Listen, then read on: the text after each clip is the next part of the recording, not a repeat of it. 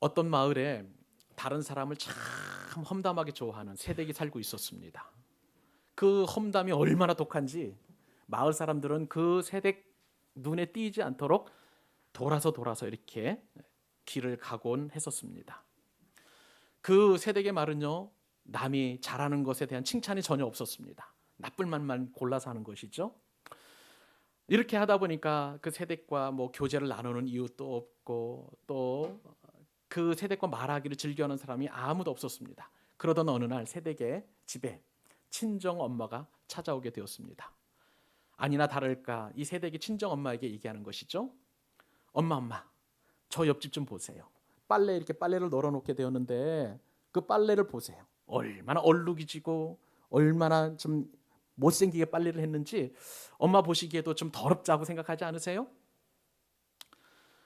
친정 엄마가 그 얘기를 들으면서 참 고민에 빠졌습니다. 얘야, 너가 본 빨래는 너희 집 유리창이 더러워서 빨래가 더러워진 거야. 그 옆집 빨래가 더러운 건 아니겠지? 여러분, 비판하는 사람의 눈에는요, 항상 결점만 보이게 되어 있습니다. 항상 험담할 거리만 생기게 되어 있는 것이죠. 항상 나쁜 것만 보게 되어 있습니다. 그러한 우리에게 예수님께서 말씀하시죠. 너희가 비판당하지 않으려면 비판하지 말라. 여기서 주님께서 말씀하신 이 비판이라는 것은 옳고 그름을 구분하는 그 비판을 말씀하시는 게 아닙니다. 예수님께서는 오히려 그러한 비판을 더 적극적으로 장려하셨습니다. 주님도 말씀하셨죠. 바리새인들에게 비판하시기를 독사의 자식들이라고 아주 그냥 뭐라 그럴까 험한 말씀으로 바리새인들을 비판하셨습니다. 오늘 말씀에서도 예수님께서 비판을 하시는데 자신의 눈 속에 있는 들보는 보지 못하고 왜 남의 눈 속에 있는 티만 보려 하느냐, 그것을 예수님께서는 책망하시고 비판하신 것을 볼 수가 있습니다. 주님의 말씀은 이처럼 상대방에 대하여 근거 없이 헐뜯는 그런 비판을 말씀하시는 것입니다. 마치 하나님께서 공의로 사람을 재판하시고 그리고 비판하시고 평가하시는 것처럼 사람도 하나님처럼 되어서 그렇게 비판하는 것에 대하여 주님께서는 하지 말라고 오늘 말씀을 통해서 우리에게 교훈해 주고 계시는 것이죠. 주님께서 이렇게 비판하지 말라고 말씀하신 이유가 있습니다. 왜냐하면 예수님께서 사시던 그때 당시에 사람들이 이런 비판을 일삼고 있었기 때문에 그렇습니다. 그때 당시에 사람들은 이런 말을 했어요. 세례 요한에게, 그리고 세례 요한의 제자들이 떡도 먹지 않고 포도주를 먹지 않으니까 그 사람들이 비판하기를 저 사람들은 귀신이 들렸다, 이렇게 비판을 한 거예요. 반대로 예수님께서 떡을 드시고 포도주를 드시고 이제 죄인들이라고 하는 그 수많은 사람들과 식탁의 교제를 나누시니까 예수님에 대해서 비판을 합니다. 먹고 마시기를 탐하는 사람들이다, 이렇게 이제 예수님과 그 제자들을 비판하신 것이죠. 그러면 여러분, 이 사람들의 입장에서 볼 때에 우리는 어느 장단에 춤을 춰야 되겠습니까? 떡을 먹어야 되겠습니까? 아니면 떡을 먹지 말아야 되겠습니까? 포도주를 먹어야 되겠습니까? 포도주를 먹지 말아야 되겠습니까? 참 이런 어려움에 빠지게 되는 것입니다. 요즘 시중에 떠도는 말 가운데 내로남불이라는 말이 있습니다. 여러분, 내로남불 사자성어 아닙니다. 내자이지만 사자성어는 아닙니다. 그러므로 여러분 사전 찾지 마시고요. 이 내로남불의 뜻은 뭐냐면은 내가 하면 로맨스, 남이 하면 불륜이라는 뜻을 가지고 있습니다. 요즘 정치권에서 굉장히 이 내로남불을 많이 쓰고 있는데요. 남을 비판하고 남에 대하여 비난하던 그 행동을 어떻게 해서 자신이 하게 되면 이 핑계 대고 저 핑계 대고 그래가지고 합리화시키는 그러한 말을 일컬어서 내로남불이다라고 이렇게 이야기하고 있습니다. 다른 사람의 말과 행동이 조금 잘못되었다고 무조건 비난하다가 언젠가는 자신도 내로남불이라는 그런 비난을 받게 된다는 것이죠. 그러므로 남을 비판할 때는 신중해야만 하는 것입니다. 내로남불의 교훈을 놀랍게도 2000년 전 예수님께서 오늘 본문에서 우리에게 말씀해 주고 계시는 것입니다. 여러분, 혹시 기억하실지 모르겠습니다만 3주 전에 우리는 이 비판하지 말라, 그리고 비판의 역습이라는 제목을 가지고 우리가 말씀을 한번 나눈 적이 있었는데요. 그때 중요한 이유가 있었습니다. 비판하지 말아야 하는 중요한 이유. 그것은요, 내가 비판하면 그 비판은 우리에게 메아리로 다가온다는 거예요. 부메랑으로 다가온다는 거예요.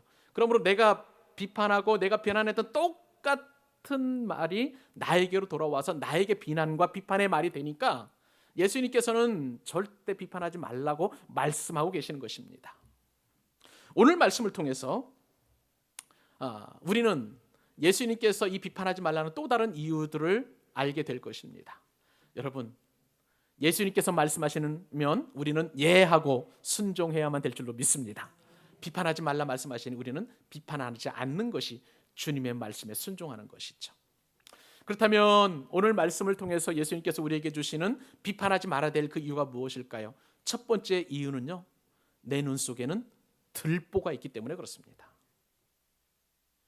여러분, 하나님께서는 우리를 창조하셨죠. 근데 우리를 창조하실 때에 비판하는 존재로 창조하지 않으셨습니다. 그러므로 우리는 남을 비판하는 그 비판할 자격이 없는 것입니다. 내가 비판자가 되기에는 큰 결점이 너무나 있고 그리고 그 결점들이 많아요. 주님의 말씀대로 비판하는 내 눈에 들보가 있기 때문에 눈이 얼마나 나쁘겠습니까? 우리에게는 비판자로서의 안목이 없다는 그런 말씀의 의미이기도 합니다. 여러분 잘 생각해 보세요. 내 눈에 들보가 있다면 내 눈보다 다른 사람의 눈이 훨씬 좋습니다. 주님께서는 그것을 비유를 통해서 우리에게 말씀하시는데 그 말씀이 바로 마태복음 7장 3절로 5절 말씀이에요. 같이 한번 읽어보도록 하십시다. 자, 읽겠습니다. 어찌하여 시작. 어찌하여 형제의 눈 속에 있는 티는 보고 내 눈 속에 있는 들보는 깨닫지 못하느냐. 보라, 네 눈 속에 들보가 있는데 어찌하여 형제에게 말하기를 나로 내 눈 속에 있는 티를 빼게 하라 하겠느냐. 외식하는 자여, 먼저 내 눈 속에서 들보를 빼어라. 그 후에야 밝히 보고 형제의 눈 속에서 티를 빼리라. 아멘. 이 말씀에서 이제 티라는 것은요, 작은 티끌을 말하는 것입니다. 반면에 들보는 큰 건축 목재예요.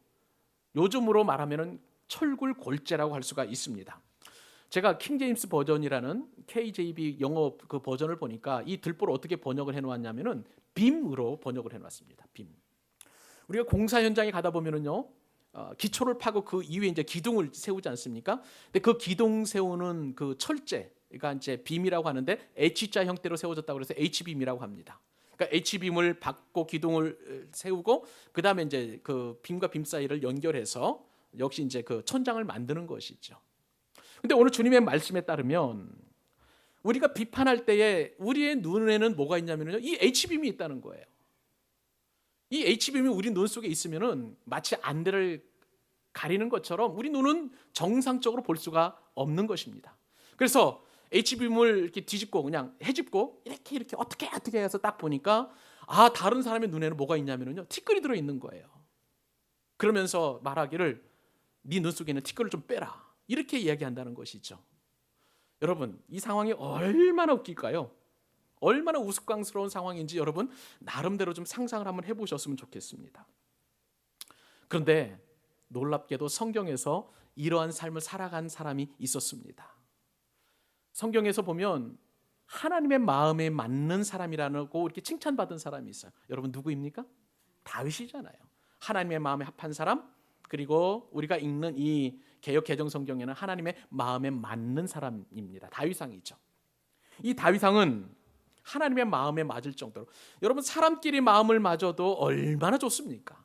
근데 하나님의 마음에 맞을 정도니 다윗은 뭐 위대한 사람이라 할 수가 있죠.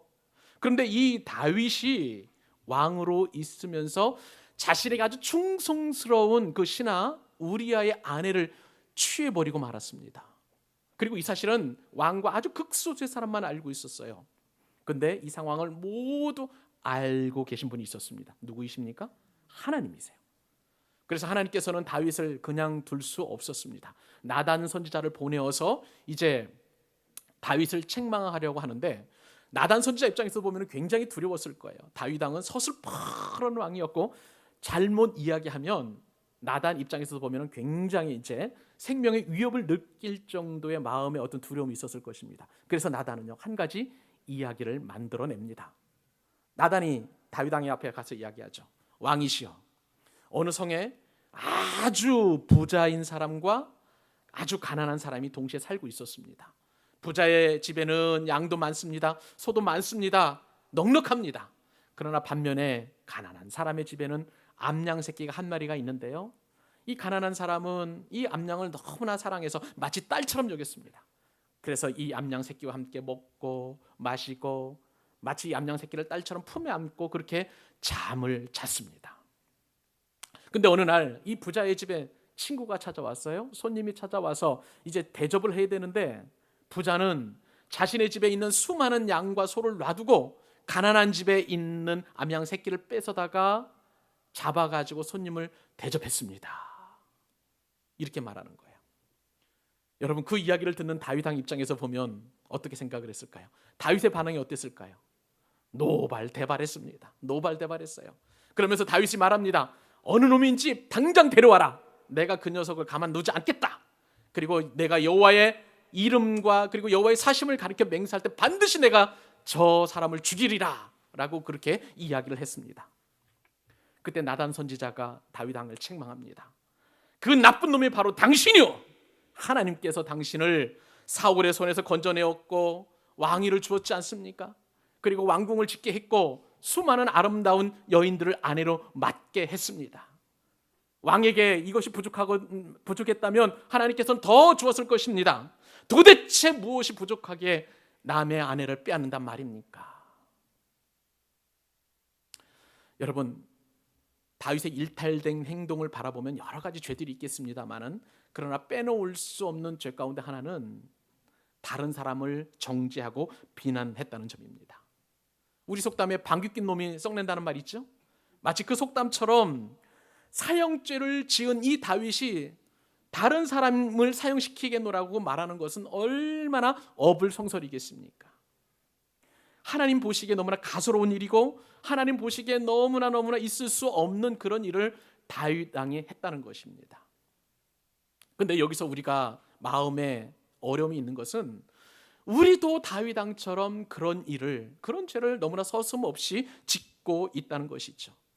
남을 비판하고 남을 판단하고 남을 정죄하는 죄가 우리 입술 가운데 얼마나 많이 있는지 모릅니다.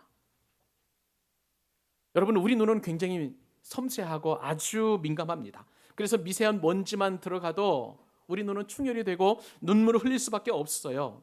하물며 들보가 내 눈 속에 들어있다는 것은 상상도 할 수 없는 일입니다.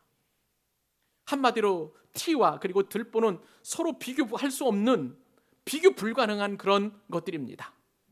그러므로 들보가 티보다 엄청나게 큰 것처럼 비판하는 사람은 비판하는 사람보다 더 나쁘다는 것을 예수님께서 오늘 본문을 통해서 저와 여러분에게 교훈해 주고 계시는 것입니다. 사랑하는 여러분, 지금 여러분이 보시기에 그 눈에 누군가의 잘못이 보입니까? 여러분, 결점이 보이기 시작했습니까? 남의 잘못이 크게 보입니까? 그 잘못 때문에 여러분의 마음이 거칠고 마음이 자꾸 상해져만 갑니까? 그렇다면 남의 잘못과 남의 결점을 지적하기 전에 나의 잘못부터 바라볼 수 있기를 바랍니다. 여러분, 남의 잘못을 고치려 하기보다 내 자신부터 고쳐야 하는 거예요. 문제는 다른 사람이 아닙니다. 다른 사람의 허물도 아니고 다른 사람의 결점도 아니고 다른 사람 내 잘못도 아닌 거예요. 바로 나의 허물, 나의 잘못, 나의 결점이 잘못이라는 것을 여러분 믿으실 수 있기를 바랍니다. 내 눈에 들보를 빼내야 다른 사람의 티끌에 대하여 얘기할 수 있는 거예요. 그럼에도 불구하고 내 눈에 들보를 빼지 않은 상태에서 누군가를 비난한다면 그것은 주님의 말씀에 우리가 불순종하는 것입니다. 나의 들보를 빼내는, 그래야 비판을 멈출 수 있는 은혜가 여러분 가운데 있기를 주님의 이름으로 축복합니다. 두 번째, 왜 우리는 다른 사람을 비판하지 말아야 될까요? 그 중요한 이유가 있습니다. 그것은 바로요, 말에는 능력이 있기 때문입니다. 말에 무엇이 있다고요? 능력이 있습니다. 여러분, 우리가 성경을 읽다 보면 창세기 내용을 이렇게 읽습니다. 그런데 창세기에 보면 하나님께서 우주를 어떻게 만드셨어요? 말씀으로요. 하나님께서 말씀하십니다. 빛이 있으라 하시면 성경 말씀에 따르면 그대로 되니라. 하나님께서 또 말씀하십니다. 물 위에 궁창을 두셨는데 궁창 위의 물과 궁창 아래의 물로 나뉘라 말씀하시면 그대로 되니라. 하나님께서 말씀하시되 주님께서 하늘의 해도 만드시고 또 달도 있으라 하시면 그대로 되었습니다.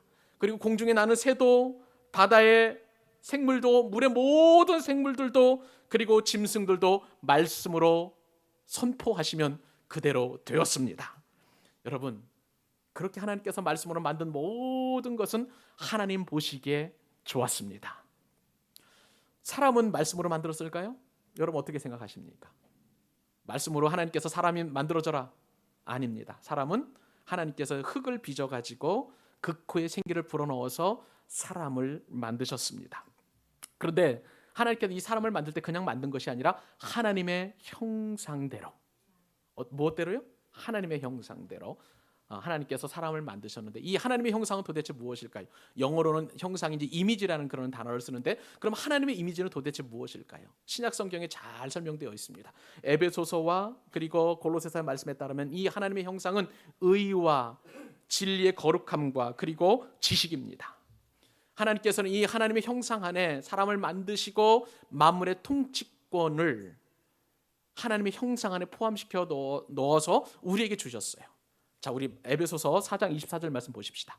하나님을 따라 그 다음에 의와 진리의 거룩함으로 지으심을 받은 새 사람을 입으라. 하나님의 형상은 여기서 보면 의와 진리의 거룩함이에요. 골로새서 3장 10절입니다. 이 새 사람을 입었으니 이는 자기를 창조하신 이의 무엇을 따라? 형상을 따라 지식에까지 새롭게 하심을 입은 자니라. 자, 그러면 하나님의 형상은 의죠, 진리의 거룩함이죠, 그 다음에 지식입니다.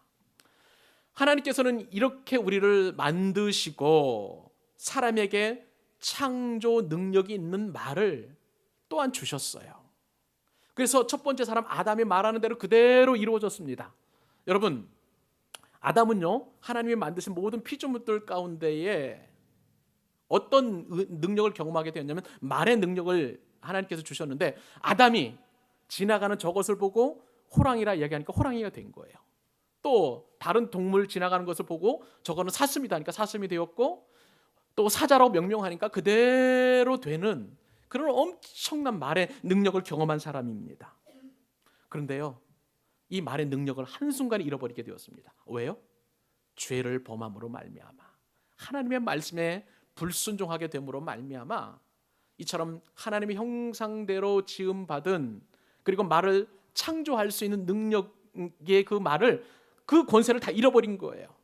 의도 잃어버리고 진리의 거룩함도 잃어버리고 지식도 다 잃어버렸습니다. 더불어서 만물의 통치권도 완전히 회생 불가능한 그런 상태로 상실해버리고 말았던 것입니다.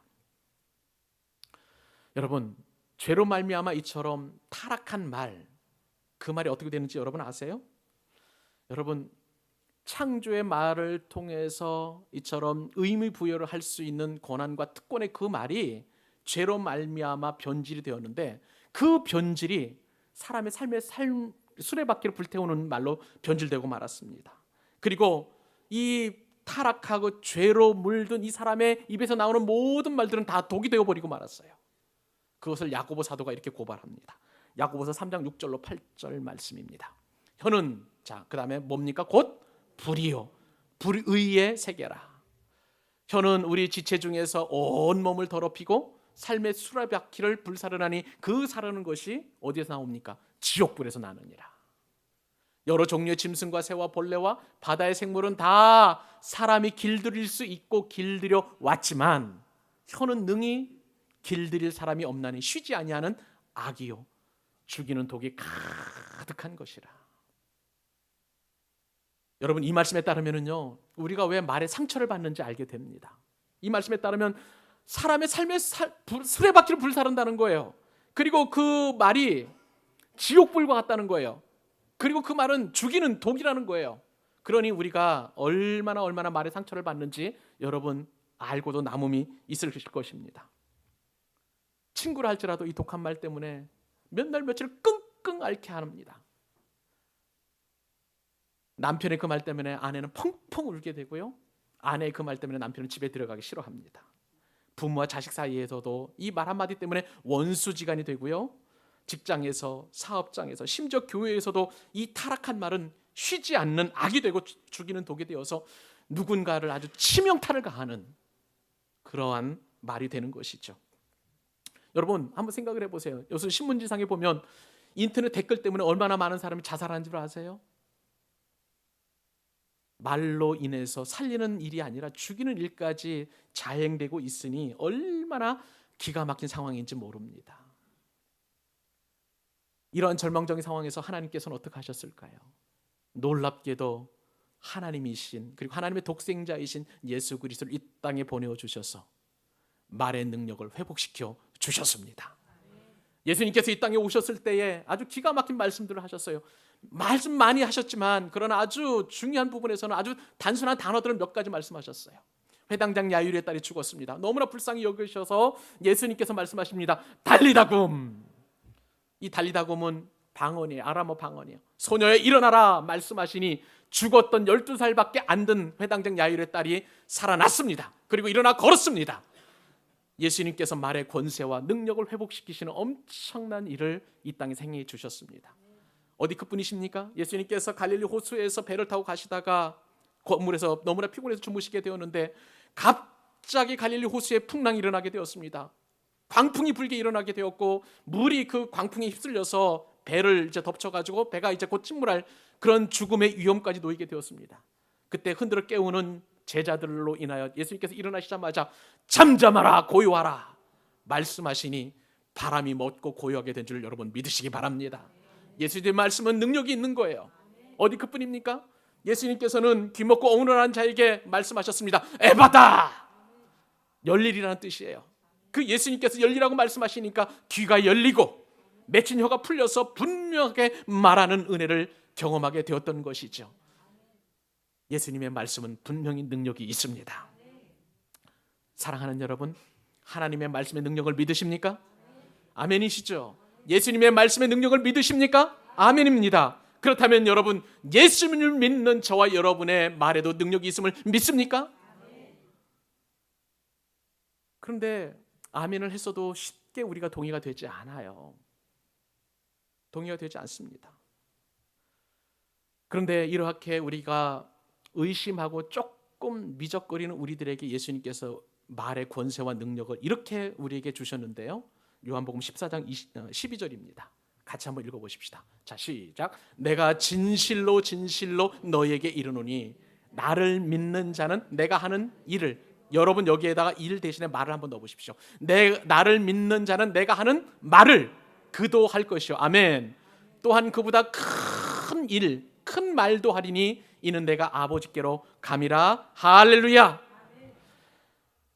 우리는 예수님보다 큰 일도 할 수 있는 말의 권세를 주님께서 허락해 주신 줄로 믿습니다. 예수님처럼 말할 수 있는 능력도 주님께서 우리에게 주신 줄로 믿습니다. 그런데 여러분, 이러한 말의 권세와 능력을 주셨음에도 불구하고 우리는 그 말의 권세와 능력을 어떻게 사용하고 있나요?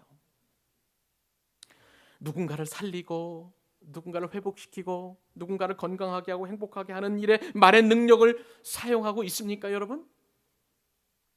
부끄럽게도 그렇지 못하다는 것이 저와 여러분의 연약함이에요. 우리의 부족함입니다. 하나님을 찬양하면서도 동시에 누군가에게 저주하는 비판의 말을 서슴지 않고 하고 있어요. 이러한 저와 여러분의 상황, 그것을 또 야고보 사도가 이렇게 고발합니다. 야고보서 3장 9절로 10절 말씀입니다. 이것으로 우리 주 아버지를 찬송하고 또 이것으로 하나님의 형상대로 지음을 받은 사람을 어떻게 합니까? 저주하나니. 한 입에서 찬송과 저주가 나오는도다. 내 형제들아, 이것이 마땅합니까? 아니에요. 마땅하지 아니하도다. 나는 찬송하고 싶습니다. 축복의 말을 하고 싶습니다. 그런데 그럼에도 불구하고 못한다는 거예요. 아니, 안 된다는 거예요. 이러한 우리의 혀에 대해서 탈무드가 아주 재밌는 이야기를 하는데요. 제가 이 탈무드 가운데 재밌는 말을 좀 인용을 해보도록 하겠습니다. 탈무드에 기록되기를 이렇게 기록되어 있어요. 신은 우리에게 이 혀에 독한 것을 제어하기 위해 두 가지 큰 장벽을 주셨다. 하나는 이빨이고 하나는 입술이다.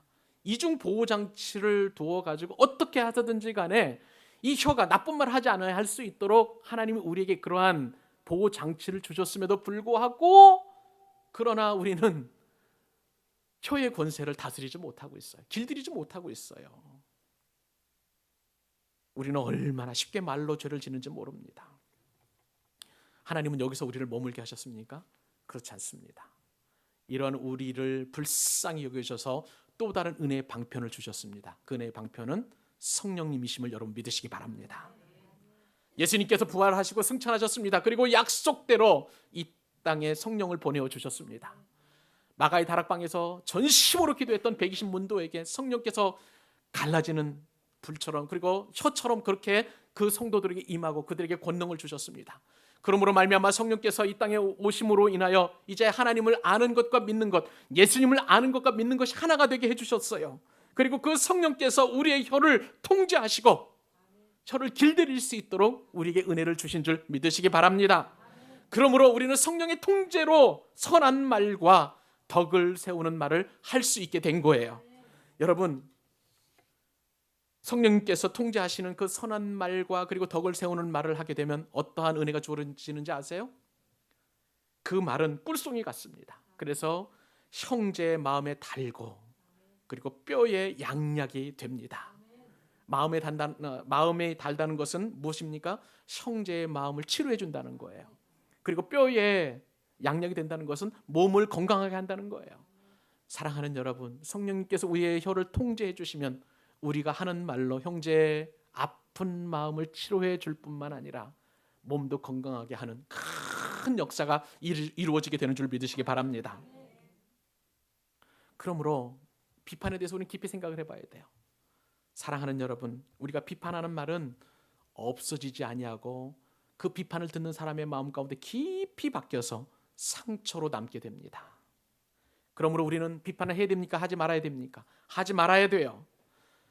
여러분, 저는 요즘 한국교회를 바라보면서 너무나 마음이 아픕니다. 왜냐하면 한국교회가 어렵고 힘들어지는데 이것보다 더 어려운 게 있어요. 우리 안에서 믿음의 형제들끼리 서로 한국교회에 대하여 비난하고 얼마나 아픈 말로 비판하는지 모릅니다. 이러한 한국교회를 향하여 우리는 오히려 상처받고 서로 고소와 고발을 일삼는 한국교회에 그 교회를 놓고 기도하고 또한 격려하는 은혜의 말을 할 수 있기를 바랍니다. 사랑하는 여러분을 축복합니다. 우리 은혜 사랑의 교회와 광교 사랑의 교회 모든 성도님들은 사랑의 말을 할 수 있기를 축복합니다. 격려의 말을 할 수 있기를 축복합니다. 은혜로운 말을 합시다. 우리 안에 있는 모든 부정적인 말들은 다 내어버리고 긍정의 말을 할 수 있기를 주님의 이름으로 축복합니다. 여러분, 이런 말을 할 때요, 하나님께서 그 말대로 이루어 주심을 여러분 믿으시기 바랍니다. 제가 정말 좋아하는 말씀이 있어요. 민수기서 14장 28절, 하늘의 신령한 비밀을 여러분들에게 말씀을 드리려고 합니다. 천기 누설을 해드리겠습니다. 이 말씀을 같이 읽고 복을 같이 누릴 수 있기를 바랍니다. 함께 읽습니다. 시작. 그들에게 이르기를 여호와의 말씀에 내 삶을 두고 맹세하노라.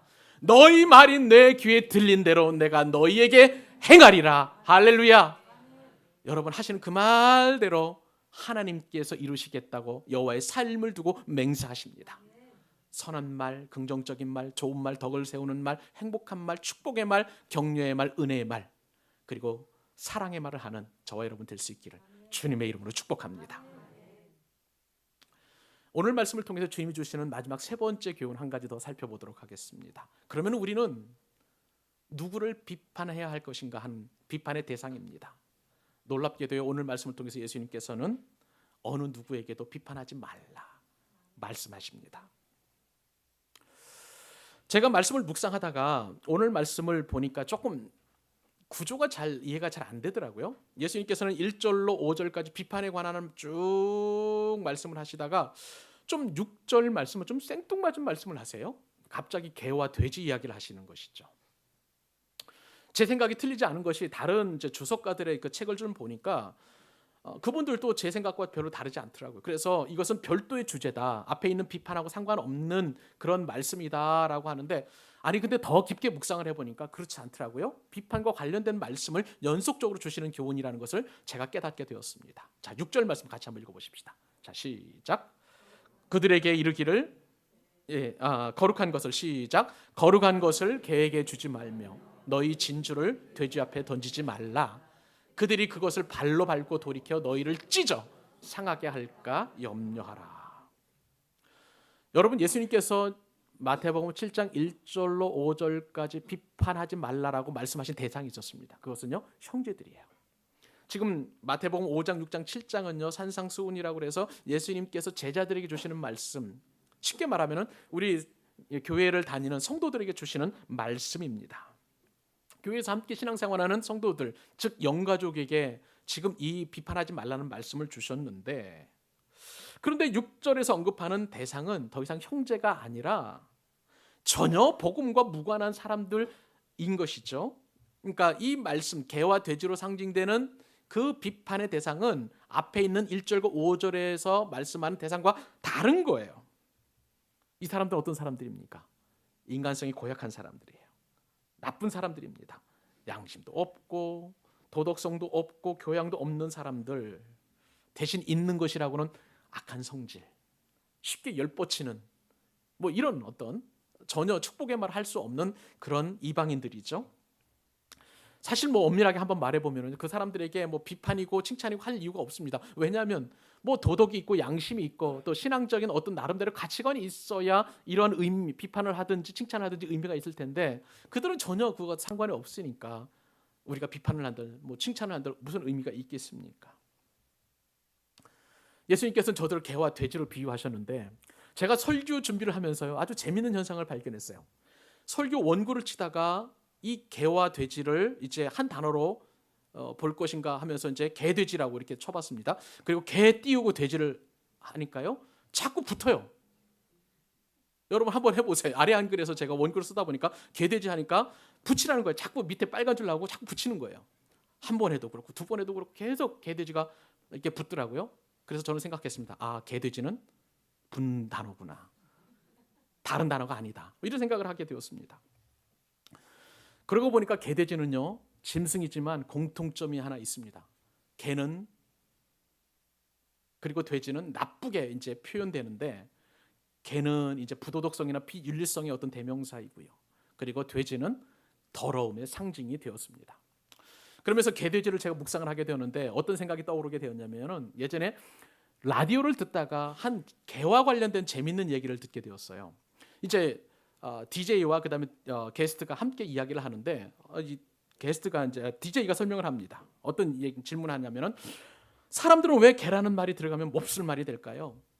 개는 사람과 가장 친밀한 동물이고, 그리고 그 어떤 이제 사람의 마음을 이해해 주는 동물인데, 누군가에게 그럼에도 불구하고 개 XX라고 욕하면 엄청 심한 욕이 되지 않을까요? 뭐 이렇게 이제 질문했는데, 게스트가 대답하기를, 그러게요.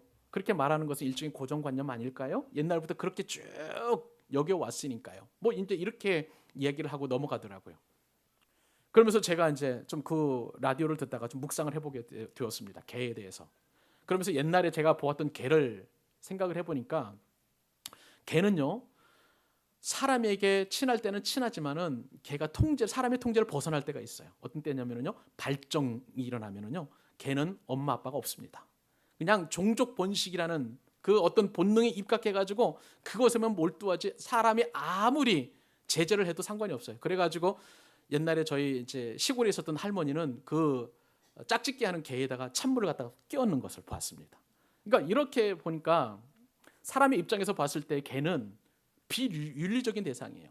비도덕적인 대상이에요. 그렇게 이제 여기니까 사람에게 대해서 저 개 XX라고 욕하면 최고의 모독이 되고 모욕이 되는 것 같습니다. 돼지는 또 어떻습니까? 아주 더러운 상징이죠. 돼지가 더러운 것은 사람이 볼 때 그렇습니다. 돼지는 원래 땀샘이 이 주둥이하고 그다음에 항문 쪽에만 이렇게 발달되어 있고요. 몸에는 땀샘이 별로 없어요. 그러니까 이제 체온을 유지하기 위해서는 이제 막 뒹굴어야 합니다. 뭐 이렇게 왕겨에도 뒹굴어야 되고, 그다음에 이제 뭐 바닥에 뒹굴어야 되는데, 돼지라는 녀석이 그걸 가리질 않아요. 막 더우니까 어쩔 줄 모르니까 자기가 배설한 그 배설물에 자꾸 몸을 뒹기는 거예요. 그러니까 얼마나 사람이 보기에는 더럽습니까? 더러운 것을 넘어서 더럽습니다. 그렇게 돼지는 그래서 이제 더러운 짐승이 되었고, 유대인들은 그 돼지를 레위기에 보면 부정한 짐승이라고 이미 구분해 놓았기 때문에 더럽고 부정한 짐승이 되었습니다. 근데 유대인들은요, 특별히 이방인들을 돼지로 여기게 되었는데, 근데 예수님께서 놀랍게도 그렇게 이방인들을 돼지로 여기는 유대인들을 돼지로 그렇게 부정하게 여기셨습니다. 사도 바울은 나중에 복음을 거부하는 사람들을 일컬어서 돼지로 여기게 되었던 것입니다. 그러므로 오늘 말씀에 따르면 예수님께서 개와 돼지를 말씀하시면서 거룩한 것을 개에게 주지 말고 또 그 다음에 진주를 돼지 앞에 던지지 말라라고 이렇게 말씀하셨다는 것은 이 좋은 것을 이 부정하고 더러운 짐승에게 주지 말라는 것, 즉 이방 사람들에게 주지 말라는 것, 믿지 않는 사람들에게 주지 말라는 거예요. 그도 그럴 것이 이 거룩한 것과 그리고 진주로 상징되는 것은 하나님과 혹은 하나님과 관련된 것을 말하는 거예요. 즉 복음, 예수 그리스도, 교회, 하나님 우리에게 주신 은사, 그 다음에 성령, 성례 뭐 이런 것들을 아무리 안 믿는 사람들에게 우리가 설명을 한다 한들 저들이 귀를 기울이지도 않고 받아들이지도 않는다는 것이죠. 그렇기 때문에 예수님께서는 저들에게 이 거룩한 것을 주지 말라는 거예요. 왜냐하면 오늘 말씀에 따르면 저들은 발로 밟고 돌이켜서 우리를 찢어버린다는 거예요. 그렇기 때문에 주지 말라고 말씀하시는 것입니다. 여기서 우리는 비판과 관련해서 이 말씀을 어떻게 적용해야 될 것을 여러 가지 생각을 하게 됩니다. 여러분, 개는 부정한 짐승이에요. 부도덕의 상징입니다. 돼지는 더러움의 상징입니다. 개나 돼지에게 우리가 아무리 복음을 전하고 또 좋은 것을 우리가 소개시켜 준다고 한들 그것을 받아들이는 이유는 없을 거예요. 제가 예전에 신방을 하다가 집에서 개를 키우는 그 가정을 신방을 하게 되었는데 꼭 찬송하고 말씀, 설교를 하게 되면 항상 짖어요. 왈왈왈 계속 짖습니다. 개 입장에 생각을 해보면 뭐 저런 잡소리가 다 있나 아마 그렇게 생각하고 짖는지도 모르겠습니다. 그런 거예요. 우리에게는 너무나 소중하고 너무나 값진 진주와도 같은 너무나 좋은 이 귀한 복음과 예수 그리스도의 피 묻은 십자가 사건, 이것을 아무리 얘기를 한다고 한들 저들이 받아들일 수 없다는 거예요. 이 말에 우리는 나름대로 비판과 관련돼서 생각을 해볼 수 있습니다. 어떤 사람들은 그런 사람들에게 복음을 전하지 말라는 말입니까? 그렇게 이야기할 수 있어요. 아니죠. 할 수 있으면 우리는 그들에게 다 복음을 전해야 합니다. 최대한 전해야 합니다. 그렇게 해서 우리는 정말 그들이 복음을 받아들일 수 있다면 얼마나 좋겠습니까? 예수님께서는 이미 구원받은 자에 대하여 이미 하나님의 백성으로서 그들을 예정해 놓으셨기 때문에 구분할 수 있지만 우리는 구분할 수 없어요. 할 수 있으면 그들에게 끊임없이 복음을 전해야 합니다. 그러나 우리가 더불어서 깊이 생각해야 될 것은 저들이 복음을 배척한다고 해서 비판할 필요가 없는 거예요. 여러분, 우리가 복음을 전할 때 한도 끝도 없이 전하는 게 아닙니다. 반드시 한계가 정해져 있어요. 그 시간이 언제인지 아십니까? 주님이 다시 오시면 우리가 복음을 다시 전하고 싶어도 그들에게 전할 수 없는 시간이 정해져 있다는 거예요. 그래서 예수님께서는 그 이야기를 누가복음 13장 6절로 7절 말씀에 이렇게 기록하셨습니다. 이에 비유로 말씀하시되 한 사람이 포도원에 무화과 나무를 심은 것이 있더니 와서 그 열매를 구하였으나 얻지 못한지라. 포도원지 위에 이르되 내가 3년을 와서 이 무화과 나무에서 열매를 구하되 얻지 못하니 찍어버리라. 땅만 버리게 하겠느냐. 여러분, 우리는 저들이 시간이 정해져 있다는 사실을 알고 저들에게 최선을 다해 복음을 전해야 하지만 그러나 저들이 믿지 않는다고 해서 저들이 받아들이지 않는다고 해서 저들을 비판할 필요가 없는 것입니다. 결국은 최종 심판은 우리 주님께서 다시 오실 때에 이루어지게 되는 줄 믿으시기 바랍니다. 말씀을 맺겠습니다. 우리는 마태복음 5장, 6장, 7장 이 산상수훈의 교훈을 통해서 우리에게 주시는 예수님의 음성을 날마다 듣습니다. 산상수훈은 어떤 말씀입니까? 천국 생활의 원리예요. 예수님의 제자들과 그리고 이 땅에서 교회에 다니는 저와 여러분에게 주시는 말씀인 것입니다. 그러므로 이 엄청난 놀라운 이 진주와도 같은 이 복된 말씀을 세상 사람들에게 말해봐야 소용이 없습니다. 거꾸로 세상의 법칙과 원리로 교회를 평가하고 비판해서는 절대 안 되는 거예요. 그러니까 우리가 그들이 안 믿는다고 불평하거나 비판하지 말아야 될 뿐만 아니라 세상에서도 우리 교회는 세상의 원료 법칙과 너무나 다르기 때문에 그 세상의 가치관과 비판 의식을 가지고 교회를 비판해서는 안 된다는 것이죠. 교회는 군대도 아니고 기업도 아니고 하나님의 자녀들의 공동체입니다. 성경적인 눈으로 세상 사람들을 비판하는 게 무의미한 것처럼 세상의 눈으로 교회를 비판하는 것도 의미가 없는 거예요. 오늘 말씀은 바로 예수님께서 그러한 비판하지 말라는 말씀을 저와 여러분에게 주신 줄로 믿습니다. 결론은 비판하지 말아야 합니다. 우리 안에서 형제끼리, 자매끼리 축복의 말, 격려의 말, 사랑을 말하기에도 우리는 시간이 너무나 부족합니다. 하물며 형제 안에, 자매 안에 무슨 단점이 보인다, 결점이 보인다, 그리고 티가 보인다라고 비판하고 비난할 필요가 없는 거예요. 내 눈에 있는 들보가 먼저 보이기 시작할 것입니다. 나아가서 불신자들이 우리의 복음을 받아들이지 않는다고 불평하거나 비판하지 맙시다. 최후의 결론은 주님께서 내주시는 것입니다. 우리는 사랑과 그리고 주님께서 나를 사랑하신 그 사랑으로 이웃들을 사랑하고 섬기면 그뿐입니다. 그 외의 모든 것은 우리 주님께서 책임져 주실 줄로 믿습니다.